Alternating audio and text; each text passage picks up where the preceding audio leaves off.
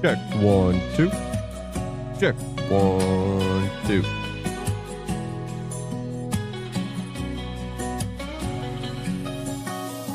I try to be a good man, but life keeps beating me down.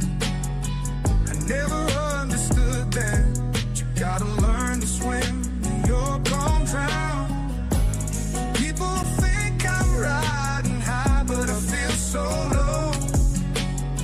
I try to be a good man, but life keeps beating me down.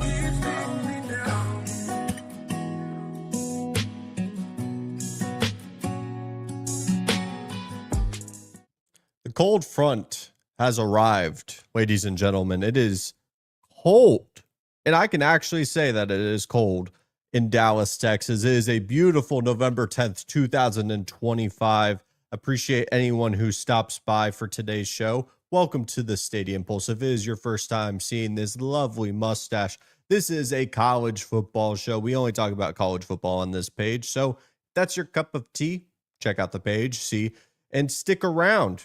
You know, get comfortable. Grab yourself some popcorn. I don't care what you eat.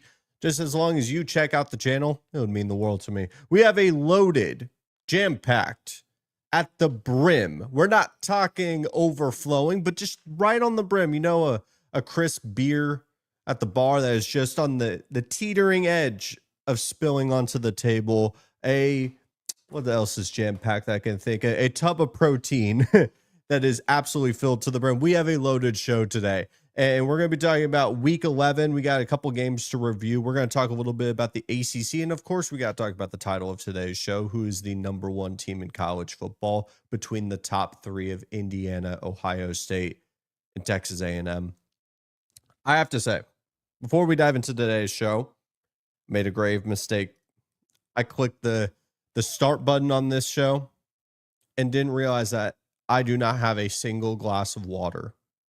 Pray for me through these times. We're questionable, potentially doubtful on the injury report with no water to go through this entire show, but we will persevere and fight on through. As well, I apologize. This is not the traditional schedule, honestly, with some major life news going on and things happening on a lovely Sunday. Sometimes life gets in the way, and we had to do the Monday reaction show right now, obviously, and we'll be back Tuesday at 5:30. I can guarantee you that, and then Thursday as well at 5:30 Central. Why don't we dive into today's show? Why don't we start to dive into the Week 11 slate? Number 9, Texas Tech, obliterated, dominated, grabbed a tortilla and smacked BYU in the face. BYU is one of two teams that were going undefeated into this weekend and officially have a loss in their record. Texas Tech, like I said in the preview and prediction show, this was their moment. This was their opportunity to showcase on a national stage. The first time since 2007, College Game Days in town. You have the Fall Don't Lie tour in town for the first time ever. This was Lubbock's moment, and it showed. Texas Tech dominated for all four quarters. There was not really any moment that you felt Texas Tech was in danger. Sure, BYU defensively stepped up a couple times, especially in the red zone, and we'll talk about that. But this game never really felt too much for Texas Tech. They felt in control. You got to see on a grand stage the defense. I think that's your biggest takeaway if you're a Texas Tech Red Raider fan here. The defense continues to scale depending on whatever matchup they're facing against. And sure, we have the instance of them against Arizona State, and we could talk about that on the broader spectrum of national title status. But in this game, Texas Tech was incredible. More specifically, Jacob Rodriguez, or better known as J-Rod, whichever one you want to choose. He had an interception, a fumble recovery. 9 solo tackles. The linebacker from Texas Tech, he is the star of the show. We could talk about Baron Morden. We could talk about Douglas on the outside, Virgil on the outside. And there's a lot of different stars on this Red Raiders roster, but I think the key guy, the one that is the face of the franchise right now, is Jacob Rodriguez, the linebacker. This dude has an incredible story. If you have not read about it, please take the time out of your day to go read about him. But this dude should be in Heisman conversations, frankly, with how dead the Heisman race has been for 2025, and we kind of may just have to give it to Julian Sand because he's probably going to break the completion percentage record. Jacob Rodriguez should be right there in the conversation. He is the closest to a Heisman linebacker that we've had since like Manti Te'o, and arguably Jacob Rodriguez has better statistics than a guy like him. And I think him, Haynes King, these incredible stories. Sure, they're not the top 3 team in the country, but this team would be so far from elite if they didn't have a leader and a player like Jacob Rodriguez. Texas Tech was phenomenal. There's not enough adjectives in the glossary, in the dictionary that I could use to describe what kind of dominance we saw on this early slate. The environment was incredible. Everything about that morning was great for Lubbock, Texas. They were 5 for 5 on field goals, and I think that piece I want to double click into before we talk about BYU. If we want to see Texas Tech as a national title contender, it's really going to come down to the red zone offense. That is going to be the small detail that makes the difference between this team being a national title contender and a team that can win a game or two in the college football playoff. If you want to scale to the Big Ten, to the SEC, and be able to beat the top of those conferences, I think you have to make sure that these threes are turning into sevens. And I understand that's the most grass is green, sky is blue type of statement. But at the end of the day, when you have a team like, say, Georgia, not even the top of the SEC, and you face them round one, say your defense is playing great, the offense is playing well enough, and they're getting enough field goals to get a sizable lead. We could talk about maybe, I don't know, what's a good number here, 16, and you've held this Georgia team to like 10.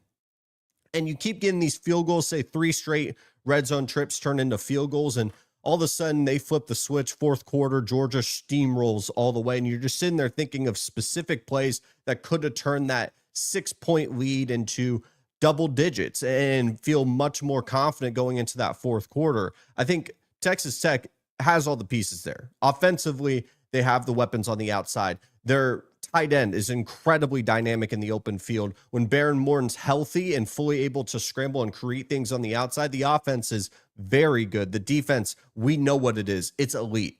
But the red zone offense will hold them back, and it could be the Achilles heel when we talk about them being a college football playoff contender, which they are. If anything, they're a favorite to come out of the Big 12. I know that for a fact.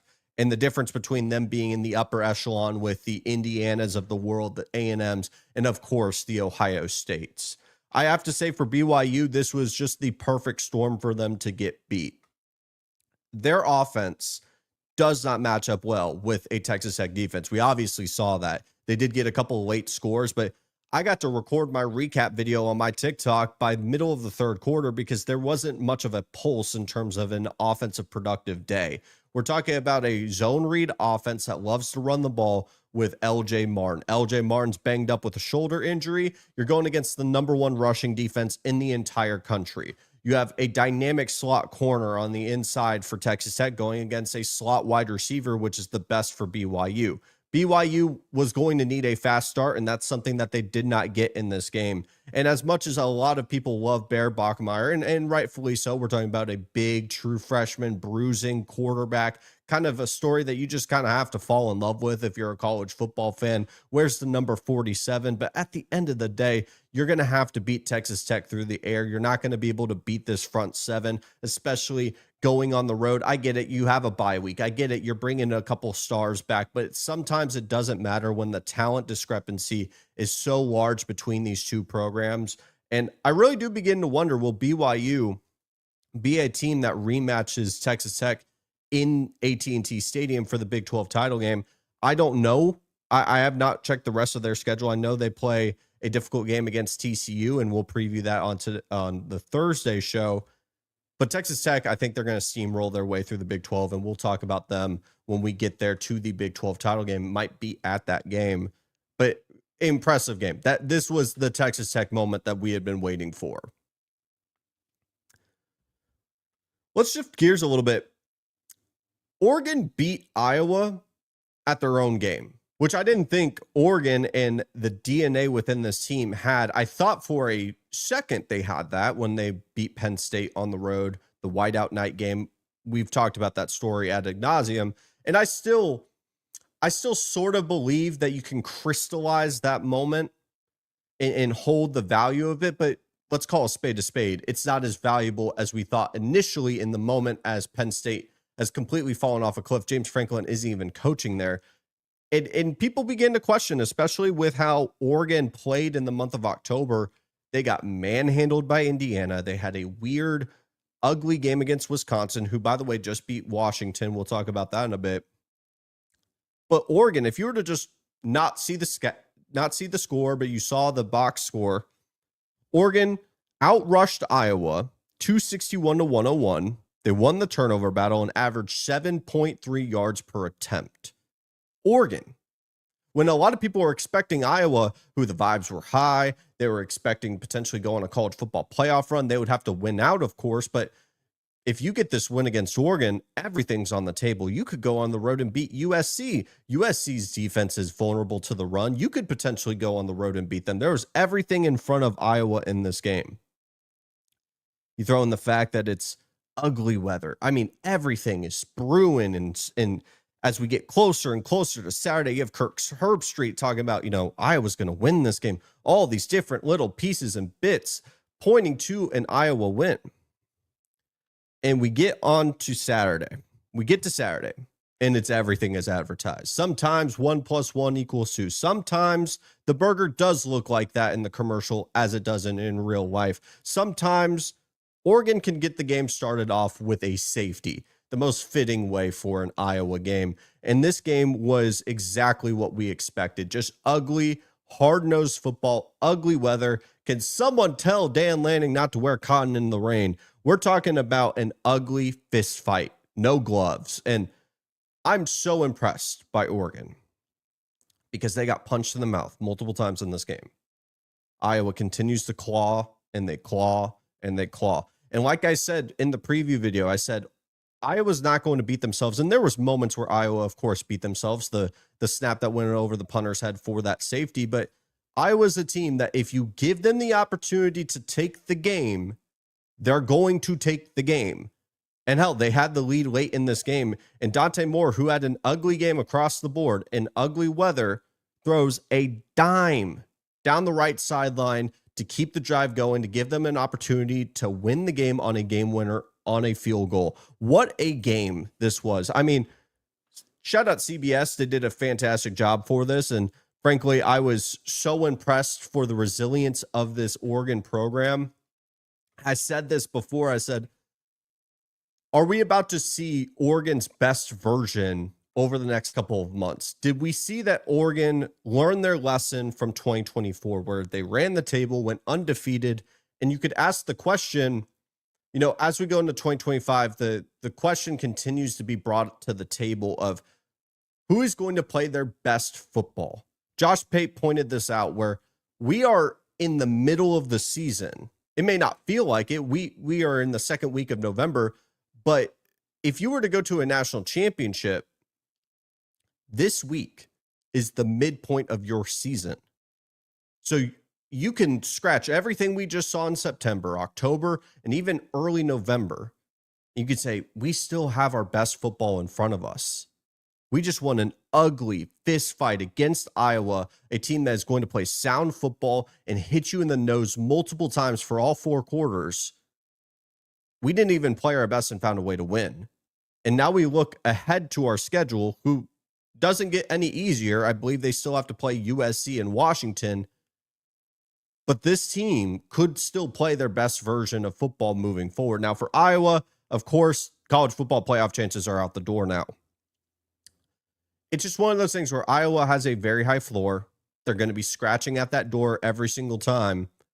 But kind of like Missouri, when they have these big opportunities, they're not going to be able to step up to the moment. Now, they obviously had an opportunity, and I'm not acting like they got beat down like I originally expected, but this is Iowa football. I don't know what else to expect. Until Kirk Ferentz isn't the head coach, this is going to be the same team in my eyes moving forward. Last game we'll talk about for week 11. Is it time to crown Texas A&M as the number 2 team in the country? They obliterated Missouri. They dominated. Now, you could go look at the stats and we could talk about Ahmad Hardy and Jamal Roberts finding a ton of success on the ground. A lot of these explosive runs did happen of late, but there was never a moment within this game that you felt that Texas A&M was threatened. A road SEC game. A lot of the narrative around Texas A&M has been, they always start out hot, but what's going to happen in November? They were 7-1 going into November last year, didn't win a single SEC game. And the notion time and time again with Mike Elko has been, we are going to finish this season. Like I talked about when we were looking at the recap for Oregon and Iowa, this is the midway point of the entire season if you were to go win a national championship, which is the goal for A&M and Indiana and Ohio State. You do not want to be playing your absolute best version of yourself right now. You want to be building up to it because it's an attrition game. We are in the middle of the season. And Texas A&M, though Matt Zollers, third-string quarterback, true freshman, 4-star, talented kid, A&M made him look like a true freshman. A&M put him in third and longs time and time again. Cassius Howell and these exotic blitzes. It's exactly what I wanted to see from this Mike Elko-led defense. And frankly, A&M was winning time of possession, passing statistics, rushing statistics, first downs, third downs, turnover battles, sacks, tackles for loss. Going on the road and beating an SEC team in this fashion, which, by the way, you can't have your cake and eat it too. You can't pick Missouri as a potential upset team, and then when A&M dominates them, you can't just say, oh, it was a third-string quarterback. What were you expecting? You can't have your cake and eat it too. I've seen so many people online do this where they will pick Florida, they'll pick Arkansas, they'll pick Auburn to beat A&M, but when A&M beats them, all of a sudden it's this, that, and the third on why A&M did it. At the end of the day, we have to credit A&M for being a damn good football team. That's what they are. They broke the 8-4 curse. They are 9-0, number 3 team in the country. You could make a fair argument that they should be in front of Indiana. I'm so impressed with Marcel Reed in this game. I have a complete theory and complete belief in this theory that if you take the Marcel Reed of 2024 and place him into this game, A&M's not able to move the ball with any kind of efficiency. Because the way that Missouri runs their defense is a lot of exotic zones. You have to be methodical. You have to wait for guys and anticipate them to come open. And Marcel Reed would have ran into so many sacks last year if he were to play in this game. We're talking about a Marcel Reed which was creating what he needed to create, but also methodical and surgical and on time and being able to check out of plays. One of the big plays to Casey Concepcion for a touchdown was a check out of a blitz where he goes into a screen pass and all of a sudden, touchdown. I was so impressed with Marcel Reed. Damian Sanford, he was the third-string linebacker behind Scooby Williams and Torian York. Scooby Williams has been out for most of the year. He was the player of the game on the defensive side of the ball. Texas A&M ran a fake punt. As someone that has watched every single A&M game for the past, decade, I have not seen a fake punt from this team. Maybe ever? We're looking at a Texas A&M roster that is built to win a national championship, and we'll talk about that here shortly. But I'm so impressed with this team. And for Missouri, I understand Eli Drinkowitz has been in many conversations for many different job openings. And frankly, I'm not a believer. I don't think if you put Eli Drinkowitz at Florida, you're becoming a national title contender, which is the standard at Florida. Every single time that Missouri has had an opportunity to step up into another tier of program, when you have Alabama in town, you have A&M in town, you have even past seasons where this has happened, where you've had this big heavyweight walk into your building, or maybe you're walking into theirs to potentially finally get your signature win. And frankly, I can't think of an Eli Drinkowitz signature win at this point. I hear a guy that, yes, believes in Missouri and loves where he's at, but a lot of people believe that he is this guy that you can give a bunch of resources to and you can potentially elevate to more than what Missouri is currently at, and I don't believe it. Now, I'm open to being wrong, but I'm a guy talking in a microphone, giving a bunch of takes, so my credibility is out the door. I'm not saying I'm more credible to say this is true, but if you were to tell me what are my thoughts on Eli Drinkowitz, if you were to go to Florida, if you were to go to Auburn, I frankly don't know if it would work. Because I've seen what he's been able to do at Missouri, and it's great and all, but it's nothing to say that I think he could elevate a program past to what Missouri's currently doing.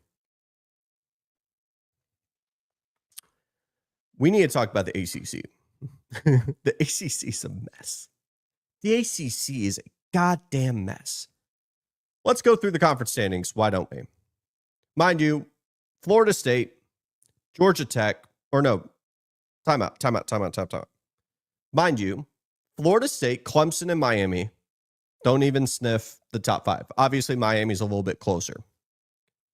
Your current ACC standings go as this: Georgia Tech, Virginia, Pitt, SMU, Duke, all with one loss. One conference loss, that is. Georgia Tech in the betting market has the number 1 odds to win the conference.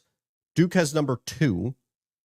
And I'm sitting here wondering, at what point do we have the conversation that maybe a group of 5 teams should get in over the ACC? Now, I don't mean to disrespect the ACC. It's a highly competitive and volatile conference, and it's so entertaining to watch. But if Duke was to win the conference, why should they get into the college football playoff automatically over a second top-end group of 5 team? Now, to be fair, the group of 5 should have their own playoff. We'll talk about that on Tuesday. But Duke has the second best odds. That's because their path to a conference championship opportunity is quite high. We're looking at Pitt, who has to play Notre Dame, Georgia Tech, and I believe one of the other top contenders, Virginia, somehow has only one conference loss after losing to NC State, and that was a non-conference game. Georgia Tech has a pretty straightforward path. SMU has a pretty straightforward path. You win, you're in. Obviously, they play each other throughout a little bit, but the ACC is a goddamn mess. Your prediction is as good as mine. I think we could get my dog over here. She could randomly just pick a bowl that has a logo of an ACC team, and she may have a better chance than you and I in terms of picking a championship for this conference. Miami still has a path to making it, which is crazy. And I'm sitting here looking around, and I'm a big Georgia Tech fan, and I'm a big Brent Key guy. And like I said, I don't want to disrespect these teams. It's partially the reason why I'm sitting here going, why did we even expand the college football playoff to go watch these teams get smacked around in the first round? And we'll talk about Pitt and Notre Dame, and I think we'll dive into this in a full segment, but I needed to talk about it on the reaction show because every single week the ACC gets more and more chaotic. But let's talk about the top 3 teams in the country. Frankly, I didn't write any notes for this because I'm going to speak from the heart. I'm going to speak from my perspective. Who are the top 3 teams in college football? Now, you can go pull up the ESPN website and you could say, well, it's going to be Ohio State, Indiana, Texas A&M. Got it. Not even mad about it. You know what? Frankly, if you told me that's your top 3, I can't really fight back on that. I can see a couple different paths. So we can talk about Indiana. They have a more impressive win than Ohio State. And Ohio State, like, let's call a spade a spade. They're the best team in the country. But if we're going by resume, what is that schedule at this point? Yeah, their Texas win is starting to finally age a little bit better than what it is. And if anything, that Texas win is somehow going to benefit Texas more than it's going to benefit Ohio State. I give them credit for Washington, although I thought they were going to beat Washington comfortably, and they did that. I'll give them credit for beating Illinois, which they did comfortably. At the end of the day, we have to call a spade and say this schedule is light. Comparative to an Alabama team who had to beat 4 ranked teams multiple times on the road, A&M has the most ranked road wins in the entire country. Indiana has a way more impressive win. I get it. We can do the comparison thing of between them and Penn State. Penn State on the road versus Penn State at home. There's a difference here. Obviously, it's probably not like a 30-point gap of what's the difference. Like I said, I'm not trying to discredit Ohio State because I have them as clearly the best team in the country. But if we're going by resume and what the rankings are supposed to mean, we need to start having conversations. Now, I would have A&M number 2 and Ohio State number 1. If I want to do a hybrid blend and I want to talk about who's the best team in the country paired with the resume, you know, it's hard to fight back against Ohio State, who continues to just not have any flaws. I'll be very curious on how they play against a Michigan team on the road, Julian saying all these different things. But the conversation I wanted to have, and it would be much more interesting to have this conversation for a video or a topic, compared to just saying who's the best team in the country. I didn't want to put who's the number 2 team in the country. That's not fun. I would have Ohio State number 1. I'm not even going to try to fight that battle. I do want to at least have the conversation of, or at least admit, let's level the playing field here. Ohio State's had a pretty straightforward path. They've had a pretty simple path forward. They haven't really been challenged outside that Texas game to a big moment like a lot of other SEC teams, or hell, even Indiana, who had to step up to the moment on the road against Oregon. Indiana versus Texas A&M. That's the conversation. Do you want to penalize Indiana for struggling on the road against a Penn State program that doesn't have their star quarterback as an interim head coach, and it had to take one of the craziest catches I've seen in college football history in order to beat them? And do you want to reward Texas A&M, who has continued to do their job, but if we're calling a spade, they've also had struggles against Auburns of the world, and they've had a close win against Arkansas. I understand that. I would also say, if you actually watch the Arkansas game, it was a late score to make it a little bit closer than it is. If anything, the Auburn game is the one you want to highlight, when Auburn had a little bit of hope, which goes to what I would say is the main point of why I would have A&M in front of Indiana by a small margin. I think A&M has proven time and time again in a more difficult setting and a more difficult schedule that they are the better team between Indiana and Texas A&M. Indiana is fantastic. They have the most impressive win. I would also give A&M a ton of credit for how they beat Notre Dame. A lot of people are making the comparison of Texas of last year with A&M of this year. A&M has a more impressive win, and they don't have a single loss. If we crystallize the moments of when they played these teams, because I still give credit for Oregon beating Penn State on the road in the night whiteout with James Franklin, Drew Aller, everyone playing for that moment. If you crystallize what happened in that game, I still hold value in that. I still hold value in the fact that Auburn, who still had Hugh Freeze fighting for his job, was in a do or die spot following their loss to Oklahoma. And their defense is still top 10, in my opinion, one of the best defenses in the entire country. I can still crystallize that. I can still crystallize Bobby Petrino's first game back, interim head coach. They threw the kitchen sink at A&M, and they had a late score to make the game a little bit closer than people really see if you just go read the game tape or watch the game tape or whatever, because they're just going to see the final score and react to it. But we can also talk about how A&M beat Notre Dame, who has won every single game in a mostly dominant fashion for the rest of their season so far, and they probably are going to dominate Pitt this weekend. You have an A&M team that had Florida, who had just come off beating Texas, who everyone's still seeing as a college football playoff team. A&M dominated them. A&M dominated Mississippi State, who pushed Texas to the brink. Mind you, Texas is still creeping up to be that top 10 team. And A&M's going to have every opportunity at the end of the year to face off against Texas. But it's always going to be the same routine with A&M where people are going to say, oh, upset alert. Oh, I'm picking Florida. Oh, I'm picking Mizzou. And then when A&M dominates them, oh, well, they didn't have a head coach. Oh, they had a third string quarterback. At some time, you have to give respect where it's due for them to continuously beat the challenge that you put in front of them with flying colors. And I'm more impressed by A&M's resume than I am with Indiana right now. But we're splitting hairs. Because if you haven't noticed throughout this conversation, I haven't once bashed Indiana and Fernando Mendoza and this team because I have so much respect for Curt Cignetti. He's earned that respect. I've had to apologize in front of this microphone many times for what I've said about Indiana, especially from last year. But I'm not staying static with my rankings just to stay static. Yes, you got the win. It was a close one.